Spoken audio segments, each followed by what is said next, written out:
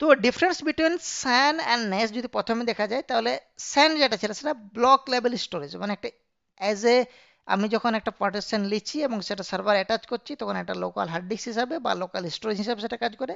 Age it is this the original আর actual storage in different locations. ঠিক আছে।